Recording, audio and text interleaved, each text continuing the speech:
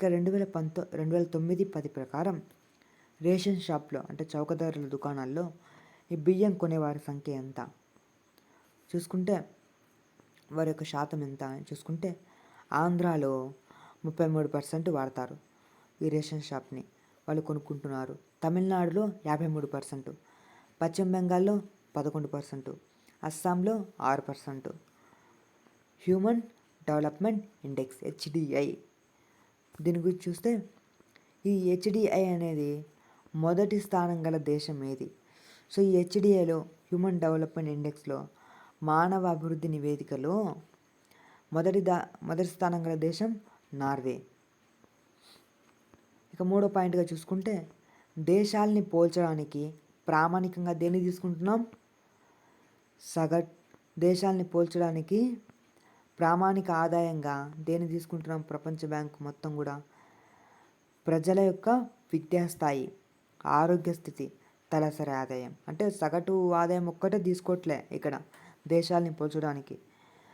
ప్రజల యొక్క విద్యాస్థాయి ఎంత ఉంది, ప్రజల ఆరోగ్య స్థితి ఎంత ఉంది, ప్రజల యొక్క తలసరి ఆదాయం ఎంత ఉంది, ఆ దేశాల యొక్క తలసరి ఆదాయం ఎంత ఉంది అని ఇక్కడ 3 అంశాలను తీసుకొని దేశాలని పోలుస్తున్నాం. రైట్. UNDP ఈ డెఫినేషన్స్ చెప్తున్నాను, 2-3 సార్లు చెప్తున్నాను. ఎందుకు రిపీటెడ్ అవుతున్నాయి, ఇక్కడ రివిజన్ అవుతున్నాయి 2-3 సార్లు చదవటం వల్ల. United nations development programme expansion. అది UNDPలో సభ్య దేశాలు ఎంత ఉన్నాయి? 117. టెక్స్ట్ బుక్ ప్రకారం 117. రైట్. 2012 ప్రకారం లెక్క ఇది. దేశాల వర్గీకరణ చూసుకుంటే, ధనిక ఆదాయ దేశాలు ఏంటి, మధ్య ఆదాయ దేశాలు ఏంటి, తక్కువ ఆదాయం గల దేశాలు ఏంటి? ఇప్పుడు ధనిక లేదా అధిక ఆదాయ దేశాలు దేని అంటాము? 12,600 అమెరికన్ డాలర్ల కంటే ఎక్కువ తలసరి ఆదాయం ఉందనుకోండి, దాన్ని ధనిక ఆదాయ దేశం అంటాం, అధిక ఆదాయ దేశం అంటాం, లేదా అభివృద్ధి చెందిన దేశం అంటాం. అదే చూసుకోండి, 1035 నుంచి 12,600 మధ్య డాలర్లు గల ఉంటే, సో 1035 నుంచి 12,600 మధ్య ఈ తలసరి ఆదాయం గల దేశాలను ఏమంటాం? మధ్య ఆదాయ దేశాలు అంటాం. ఇప్పుడు తక్కువ ఆదాయం గల దేశాలు అంటే 1035 కంటే తక్కువ తలసరి ఆదాయం గల దేశాలని వాటి తక్కువ ఆదాయ దేశాలు అంటాం. 1035 కంటే తక్కువ ఉండాలి. మీరు గుర్తుపెట్టుకోండి, ఇక్కడ మనకి ఓల్డ్ దాంట్లో ఒక లెక్క ఇచ్చాడు, న్యూ దాంట్లో ఒక లెక్క ఇచ్చాడు. సో రెండింటిని ఒక చోటు దగ్గర రాసుకోండి, కన్ఫ్యూజ్ కాకుండా ఉంటుంది. రైట్. ఇప్పుడు 2013 భారత్ పొరుగు దేశాల యొక్క విషయాలు చూస్తాం. ఏవేవి ఉన్నాయి మనకు పొరుగు దేశాలుగా? శ్రీలంక, పాకిస్తాన్, మయన్మార్, బంగ్లాదేశ్, నేపాల్. చూసుకుంటే శ్రీలంకలో తలసరి ఆదాయం ఎంత? డాలర్లలో 5,170 ఉంది అత్యధికంగా. అంటే గుర్తుపెట్టుకోండి, భారత పొరుగు దేశాల్లో అత్యధిక తలసరి ఆదాయం గల దేశం ఏది అంటే 5,170 శ్రీలంక. ఓకే. మరి శ్రీలంకలోనే ఆయు ప్రమాణం కూడా ఉంది, 75.1 ఇయర్. అంటే భారత్ పొరుగు దేశాల్లో అత్యధిక ఎక్కువ కాలం జీవించే ప్రజలున్న దేశం ఏది అంటే శ్రీలంక. సగటు బడిలో గడిపిన సంవత్సరాల కాలం 9.3 సంవత్సరాలు. పిల్లలు అత్యధికంగా సగటు బడిలో ఎక్కువ కాలం ఎక్కడ వాళ్ళు బడిలో గడిపారు? ఎంత కాలం అంటే 9.3 సంవత్సరాలు. పాఠశాల విద్యలో 12.7 ఇయర్స్ గడపడం అత్యధికం. అంటే ఏంటిది? భారత్ పొరుగు దేశాల్లో పాఠశాల విద్యలో అత్యధికంగా పాఠశాల విద్యలో గడిపిన సంవత్సరాలు ఏ దేశంలో ఉందంటే శ్రీలంక. అది 12.7 ఇయర్స్. ఓకే. ప్రపంచ మానవాభివృద్ధి సూచిక స్థానంలో అత్యల్పంగా భారత్ పొరుగు దేశాల్లో ప్రపంచ మానవాభివృద్ధి సూచిక స్థానంలో అత్యల్పంగా ఉన్న దేశం ఏది అంటే శ్రీలంక. దాని స్థానం 92. భారత్ ఇక భారత విషయానికి వస్తే భారత్ యొక్క తలసరి ఆదాయం ఎంత? 3,285 అమెరికన్ డాలర్లు. భారత్లో యొక్క ఆయు ప్రమాణం 65.8 సంవత్సరాలు.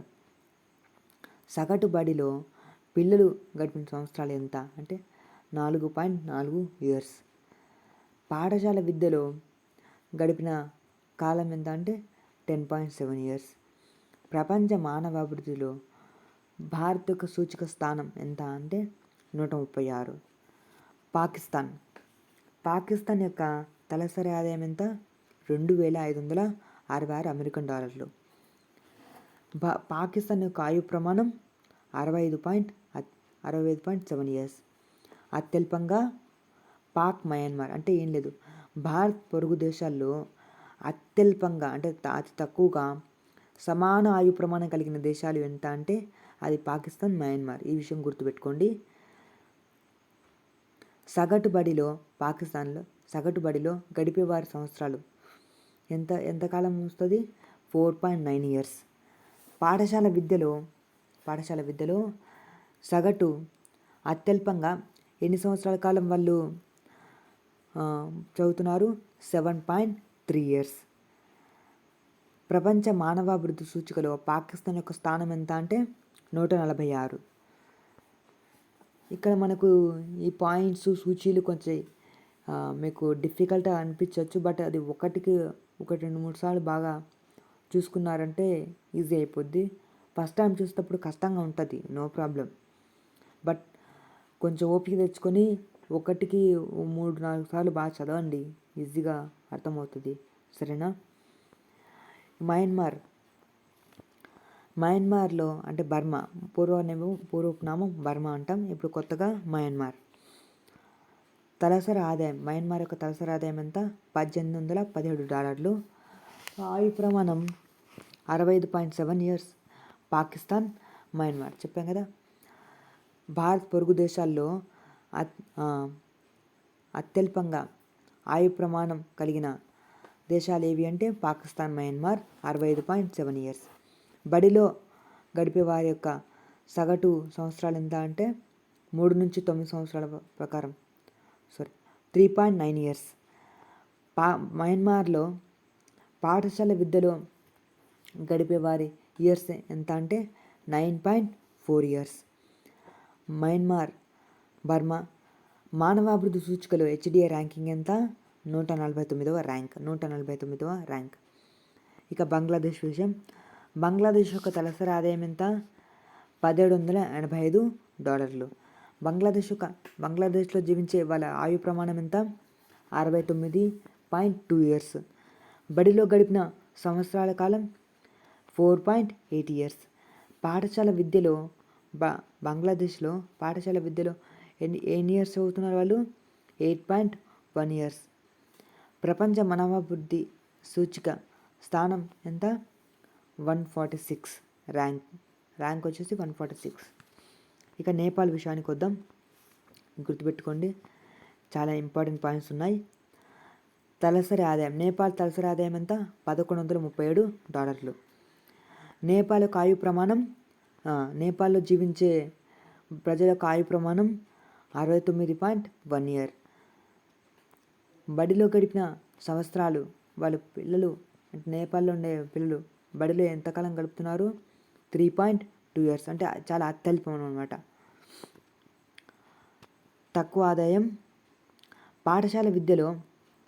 నేపాల్లో పాఠశాల విద్యలో వాళ్ళు ఉండే సంవత్సరాల కాలం 8.9 ఇయర్స్ ఉంటున్నారు. ప్రపంచ మానవాభివృద్ధి సూచిక స్థానం, నేపాల్ యొక్క ప్రపంచ మానవాభివృద్ధి సూచిక స్థానం ఎంత అంటే 157. నెక్స్ట్ గుర్తుపెట్టుకోండి, చాలా ఇంపార్టెంట్ ఇది. ఓకే, హిమాచల్ ప్రదేశ్. పాఠశాల విద్యా విప్లవంగా పరిగణించబడుతున్న రాష్ట్రం ఏది అంటే Himachal Pradesh. Why? So reason ఏంటి అంటే దీంట్లో ఈ హిమాచల్ ప్రదేశ్ రాష్ట్రం అనేది విద్య మీదే అత్యధికంగా దృష్టి కేంద్రీకరించింది. 2005లో దేశ రాష్ట్ర ప్రభుత్వాలు విద్యపై ఎంత ఖర్చు చేసినారు?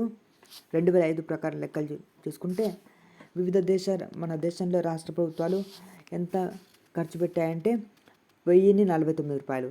అదే హిమాచల్ ప్రదేశ్ చూసుకుంటే 2005 ప్రకారం 2005 రూపాయలు ఖర్చు పెట్టింది. గుర్తుపెట్టుకోండి, ఇక్కడ 2005, ఇక్కడ 2005. సో ఈజీ గుర్తుంటుంది ఇది. ఈ రాష్ట్రంలో అంటే హిమాచల్ ప్రదేశ్లో పిల్లలు ఉత్సాహంతో బడికి వస్తారు. సో ఈ పాఠశాల విద్యలో ఖచ్చితంగా 10 సంవత్సరాలు గడపాలి అని 10 సంవత్సరాలు గడపాలి అని చెప్పేసి నియమం ఉన్న రాష్ట్రం ఏది అంటే హిమాచల్ ప్రదేశ్. సో ఆడపిల్లల పట్ల వివక్షత కూడా అంతగా ఎక్కువ లేదు. సో అంతగా లేని రాష్ట్రం ఈ హిమాచల్ ప్రదేశ్. శిశుమరణాల్లో మగపిల్లలు అధికంగా గల రాష్ట్రం ఈ హిమాచల్ ప్రదేశ్. సొసైటీ, గ్రామ రాజకీయాల్లో కూడా మహిళల పట్ల అంత వివక్షత ఉండదు ఈ రాష్ట్రంలో. వీళ్ళ పాత్ర కూడా చాలా అధికంగా ఉంటుంది.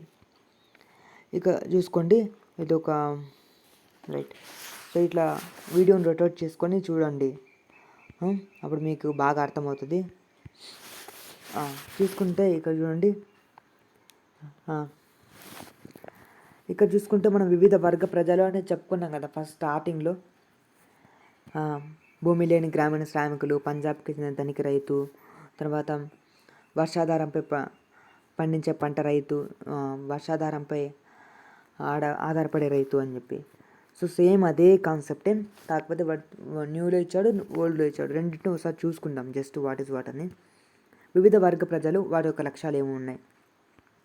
భూమి లేని గ్రామీణ కార్మికులు ఏం కోరుకుంటారండి, తెలిసిందేదే కదా. వాళ్ళు ఎక్కువ రోజులు పని ఉండాలి, మెరుగైన కూలి కావాలి. తమ పిల్లలేమో మంచి పాఠశాల, నాణ్యమైన విద్య పొందాలని కోరుకుంటారు. సామాజిక వివక్షత లేకుండా ఉండాలి. ఇంకేం కావాలి, గ్రామాల్లో వాళ్ళు కూడా నాయకులుగా ఉండాలనుకుంటున్నారు. భూమి లేని గ్రామీణ కార్మికులు. ఇక భూమి ఉన్న గ్రామీణ మహిళలు అయితే వాళ్ళకు పంట దిగుబడి రావాలి, అధిక మద్దతు ఉండాలి, మంచి ధర ఉండాలి. మళ్ళీ వాళ్ళ పిల్లలు ఉన్నత సంబంధాలు రావాలి వాళ్ళ పిల్లలకి.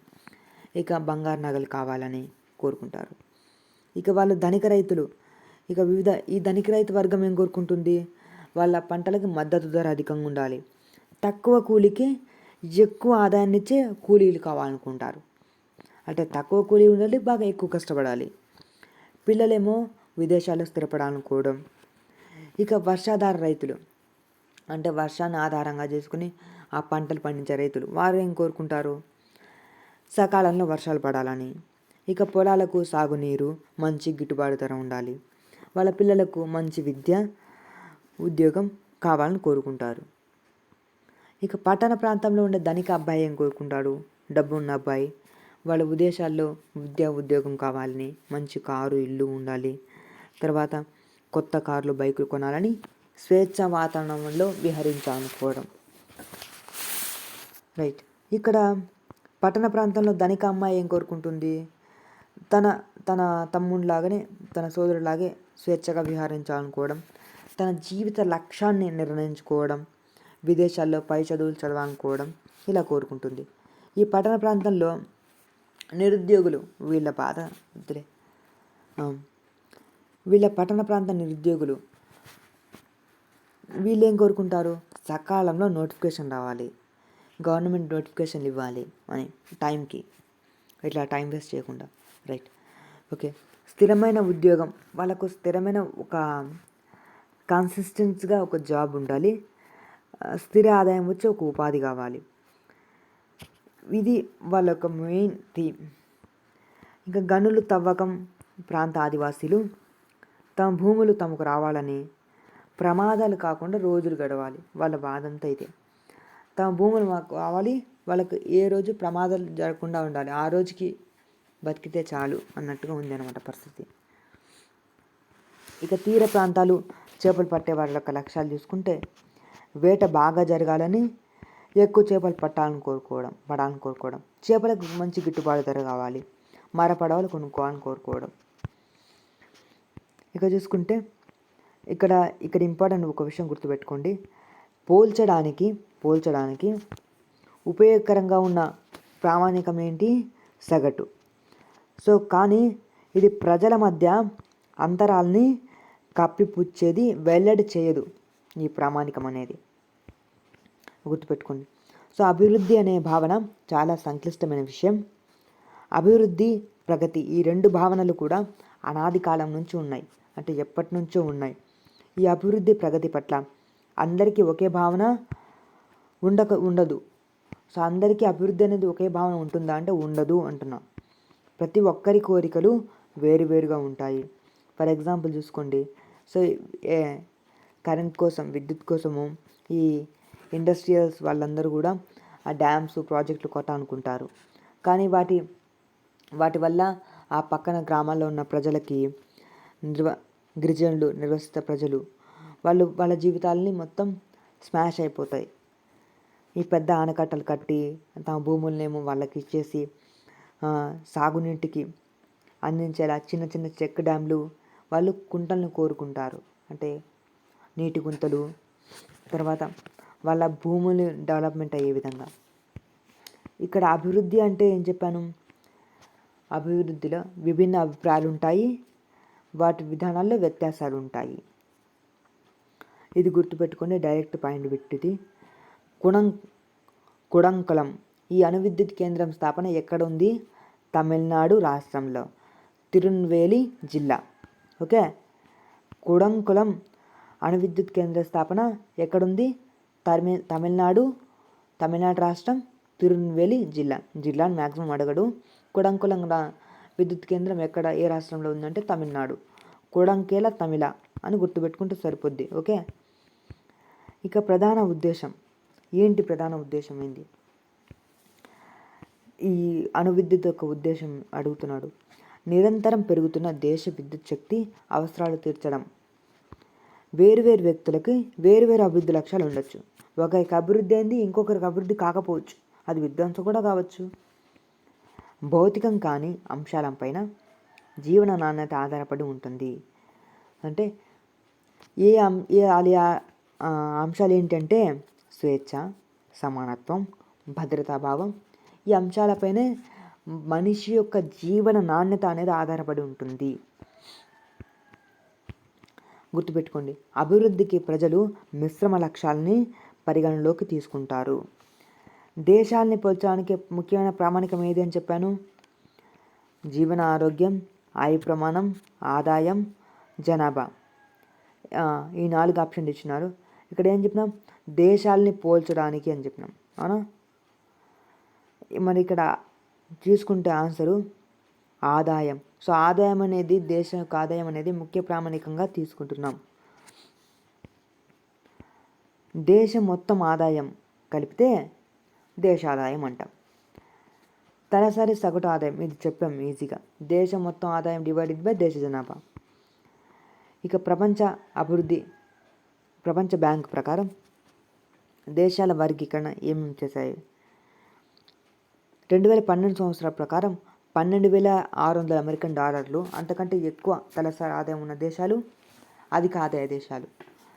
2012 ప్రకారం 1035 అమెరికన్ డాలర్ల కంటే తక్కువ తలసరి ఆదాయం ఉండే దేశాలని తక్కువ ఆదాయ దేశాలు అంటాం.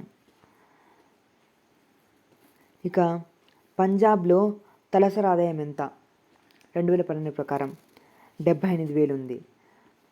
హిమాచల్ ప్రదేశ్ 74,000 తలసరి ఆదాయం. బీహార్ 25,000. సో ఇక్కడ ఈ 2012 పట్టిక ప్రకారం చూసుకుంటే అత్యధికంగా అభివృద్ధి చెందిన రాష్ట్రం ఏది? ఈ పట్టిక ప్రకారం పంజాబ్. పౌరులందరూ కూడా భౌతిక వస్తువుల్ని, సేవల్ని కేవలం ఆదాయంతో సూచించలేము. పౌరులు ఉపయోగించుకునే ఈ భౌతిక వస్తువులు, సేవలు. సో కొన్ని రాష్ట్రాలకు సంబంధించిన కొన్ని లెక్కలు ఇచ్చాడు, ఇవి చూసుకోండి. పంజాబ్లో శిశుమరణాల రేటు ఎంత ఉంది? 42, 2006లో ప్రకారం. అక్షరాస్యత శాతం 77, నికర హాజరు శాతం 76. హిమాచల్ ప్రదేశ్లో శిశుమరణాల రేటు 36 ఉంది. అక్షరాస్యత శాతం 84, నికర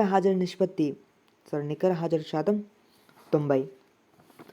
బీహార్ శిశుమరణాల రేటు విషయానికి వస్తే 62, అక్షరాస్యత శాతం 64, నికర హాజరు శాతం 56. శిశుమరణాల రేటు అంటే చెప్పాం కదా, పుట్టిన ప్రతి 1000 మంది శిశువులకి ఎంతమంది మరణిస్తున్నారు అనే లెక్క. అక్షరాస్యత అంటే ఏంది? 7 సంవత్సరాలు అంతకంటే ఎక్కువ వయసు ఉన్న పిల్లలు వాళ్ళలో వాళ్ళ అక్షరాస్యతను తెలియజేసేది అక్షరాస్యత శాతం.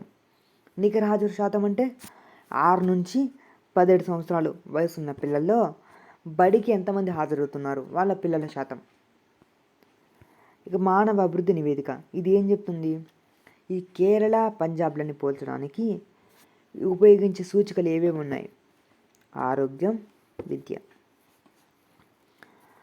UNDP, united nations development programme, ఐక్యరాజ్య సమితి అభివృద్ధి ప్రకారం కార్యక్రమం ఈ ప్రచురించిన మానవ అభివృద్ధి నివేదికల దేశాలని ఆ ప్రజల విద్యాస్థాయి, ఆరోగ్య స్థితి, తలసరి ఆదాయాన్ని బట్టి పోలుస్తుంది. పాఠశాల విద్యా విప్లవంగా పరిగణించబడుతున్న రాష్ట్రం ఏది? హిమాచల్ ప్రదేశ్. 2005లో భారత రాష్ట్ర ప్రభుత్వాలు విద్యపై సగటు ఖర్చు హిమాచల్ ప్రదేశ్ ఎంత ఖర్చు చేసింది? ఇది ఆల్రెడీ చెప్పాం కదా మనం. 2005లో ఏమో వివిధ భారత రాష్ట్ర ప్రభుత్వాలు ఎంత ఖర్చు చేశాయి? 1049.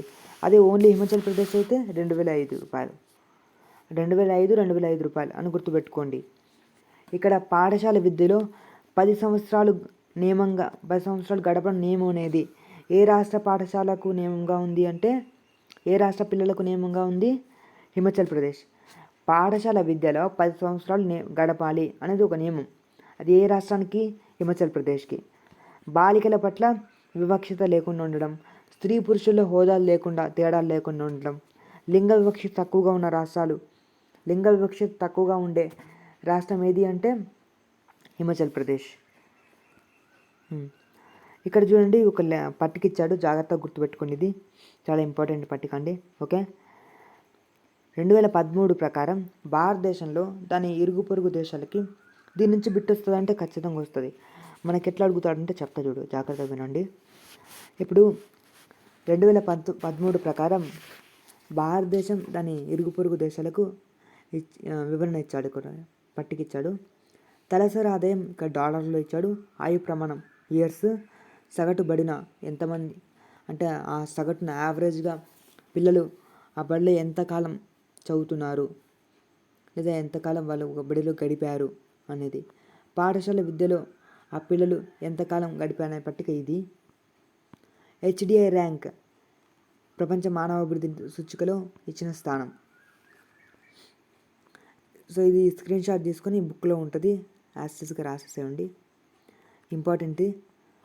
మనం ఇక్కడ గుర్తుపెట్టుకుంది ఏంటంటే, వాళ్ళ పిల్లలు సగటున బడిలో వాళ్ళకి హెచ్డిఐ ర్యాంక్ ఏంటి 2013 ప్రకారం, తలసరి ఆదాయం ఎంత, ఆయు ప్రమాణం వల్లే. ఆయు ప్రమాణం ఈజీ గుర్తుంటుంది.